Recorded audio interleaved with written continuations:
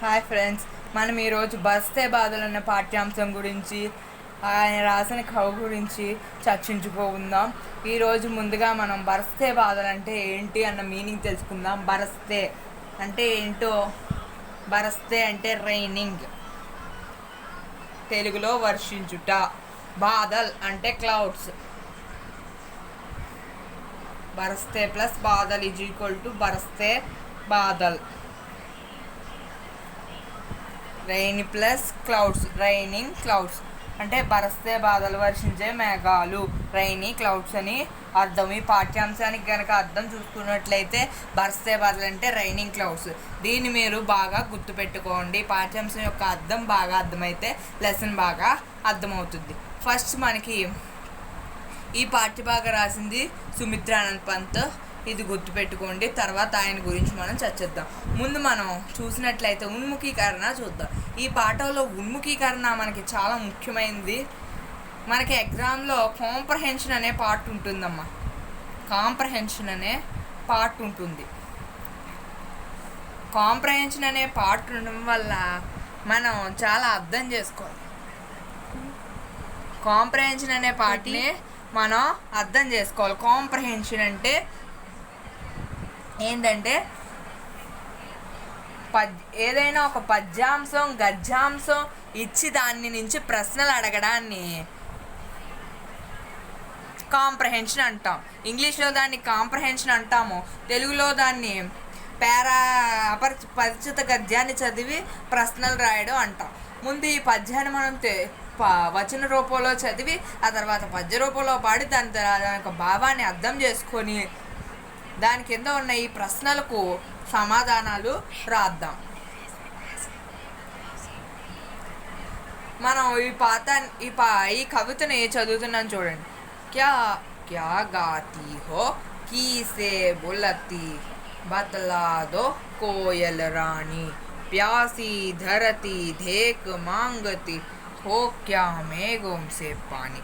మళ్ళా చదువుతున్నాను చూడండి. క్యా గాతి హో కీసే బులతి బతలా దో కోయల్ రాణి ప్యాసి ధరతి దేక్ మాంగతి ధరతి దేక్ మాంగతి హో క్యా మేఘం సే పాని. మనం ఈసారి రాగయుక్తంగా పాడుతున్నాం. క్యా గాతి హో కీసే బులతి బతలా దో కోయల్ రాణి प्यासी धरती देख मांगती हो क्या मेघों से पानी हो क्या मेघों से पानी. పద్యాంశం అర్థమైంది కదమ్మా.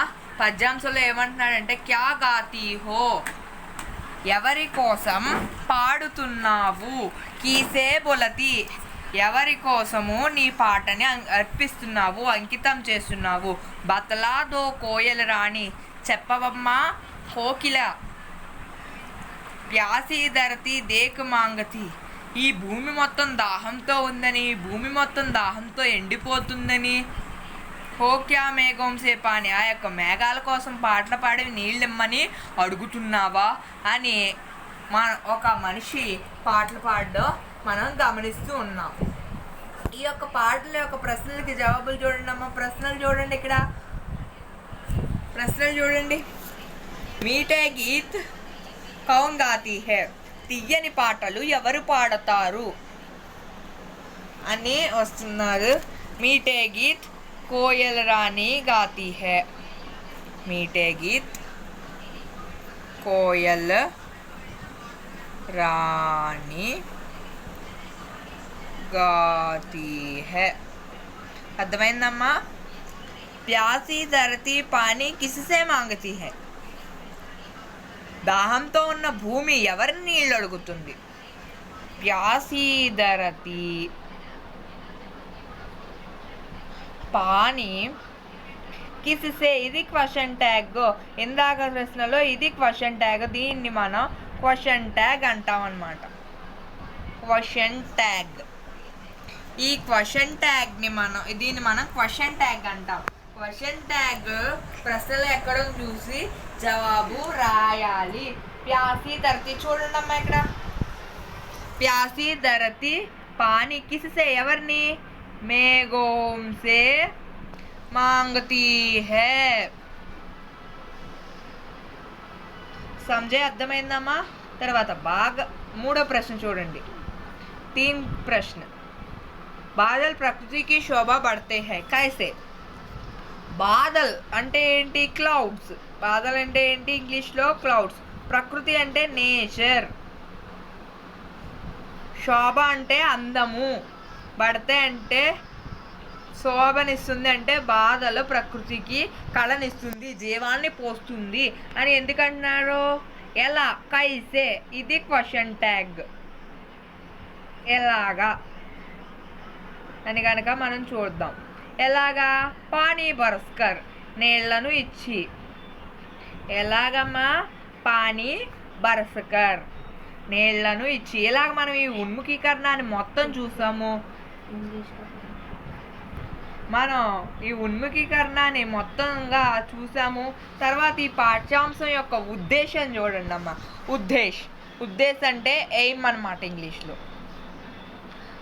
प्रकृति के प्रति काव्य रचनाओं के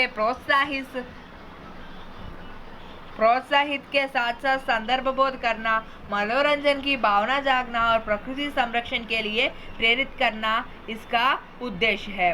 प्रकृति యొక్క ప్రతి కావ్య రచనలో ప్రోత్సహించడం. మీ యొక్క మిమ్మల్ని అంటే ఎవరిని ఇక్కడ పిల్లల్ని ప్రోత్సహించడం. అలాగే సందర్భబోధ బట్టి ఎలాగ సందర్భబోధం బట్టి ఎలా మాట్లాడాలా. మనోరంజన్ అంటే ఎంటర్టైన్మెంట్ అని అర్థం. ఎంటర్టైన్మెంట్ అన్నమాట. అంటే की भावना जागना ఎంటర్టైన్మెంట్ అవడం. ప్రకృతికి సంరక్షణ it is the main aim of this కవిత.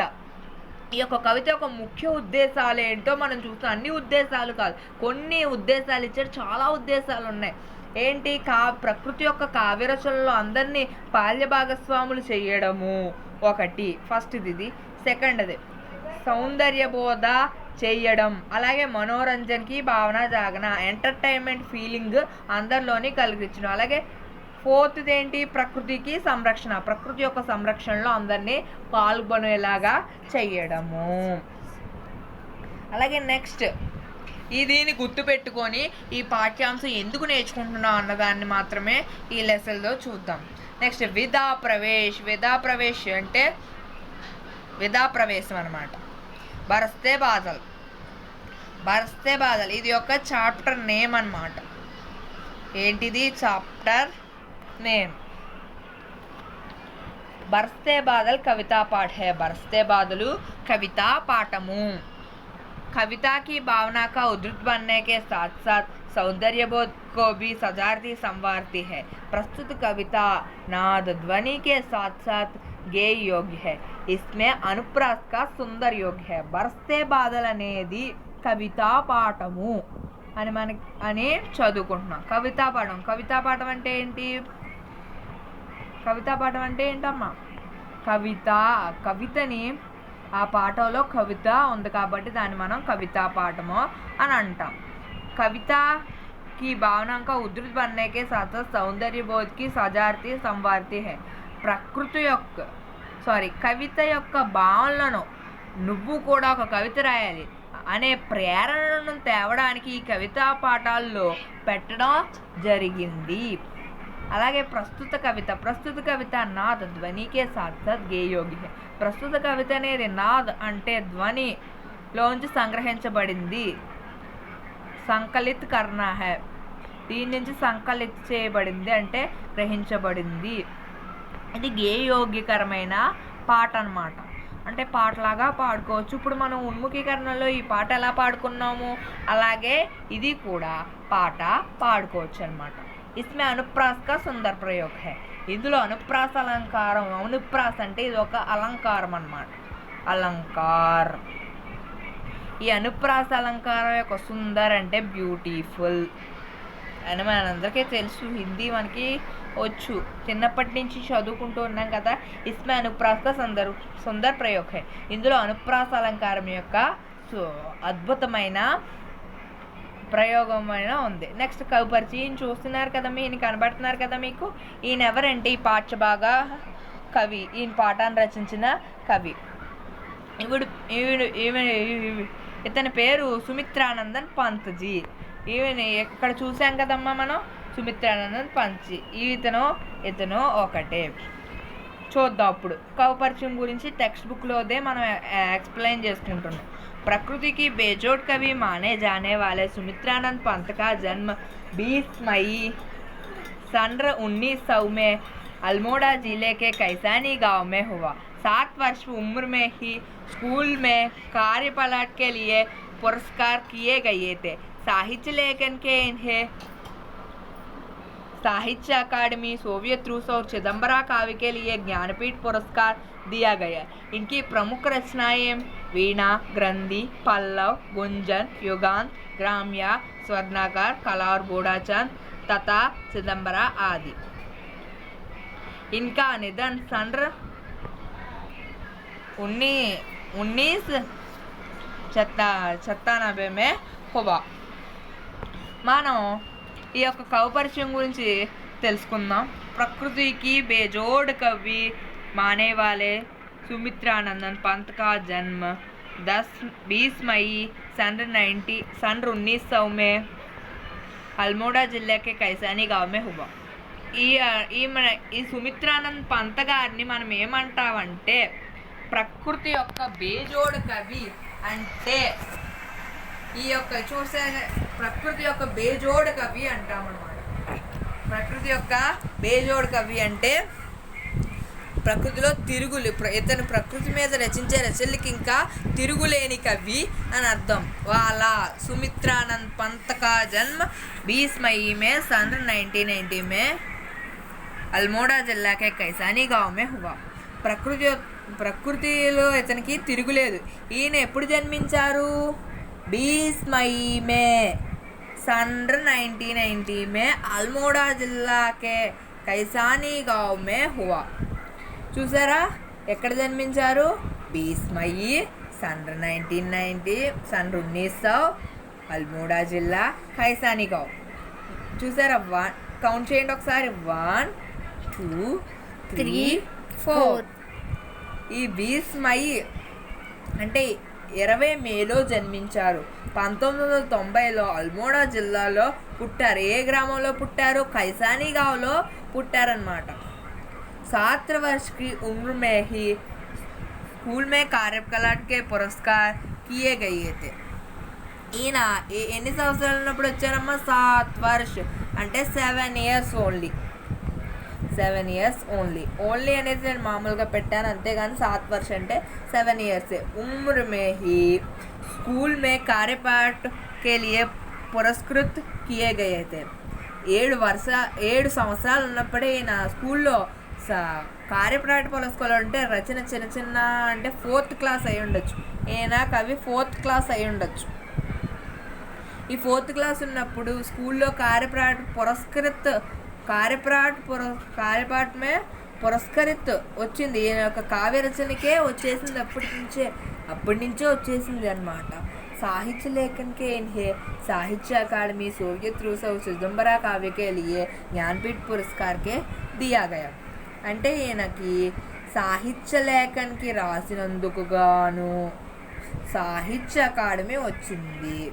అలాగే సోవియత్ రూస్ కూడా వచ్చింది. రెండు దేనికి వచ్చే సాహిత్య లేఖనం రాసినకి గాను సాహిత్య అకాడమీ అలాగే సోవియత్ రూస్ 2 బిరుదులు కూడా వచ్చింది. और चिदंबरा काव्य के लिए ज्ञानपीठ पुरस्कार दिया गया. चिदंबरा అనేది it is a Sumitranand Pant గారి ఫేమస్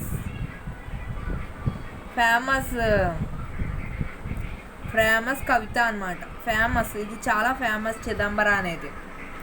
ఈయనకి ఏమొచ్చింది? జ్ఞానపీఠ పురస్కారం. ఇది చాలా అరుదుగా దొరికేది.